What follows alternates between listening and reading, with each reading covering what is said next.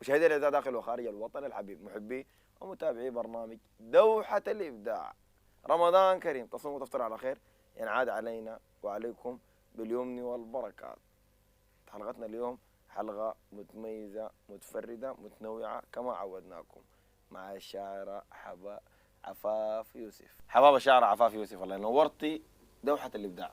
حبابك ماجد وحباب كل المشاهدين، ورمضان كريم عليك وعلى كل المشاهدين، وإن شاء الله نكون خفيفين الظل عليكم يا إن شاء الله يا أخي، رمضان كريم عليك. حباب الغناي الشاعر الياس مهدي زول إيمان بين قوسين. حبابك والله وحباب إيمان، نصوم وتفطر على خير وإن شاء الله يعني ربنا يعود علينا وعليكم بالخير واليمن والبركات، وتقبل مننا ومنكم صالح العمل يا أخي. الله يديك العافية. أنا سعيد جدا بأن نكون في دوحتك الإبداعية يا أخي. الله يكرمك يا أخي. لا عظيم الشرف الله يكون نكون مشارك في الموسم ده معاك. الله يكرمك، نورت والله. وأتمنى لك دارك تفوق كثير كده يا أخي، نعم تبقى ظاهر في السماء. اللهم آمين يا أخي. أي اللهم آمين. يكرمك. الله يكرمك.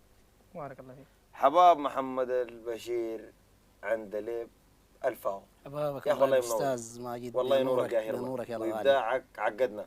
تسلم كثير إن شاء الله. نورت دوحة الإبداع يا أخي. تسلم إن شاء الله يا رب. عفاف يوسف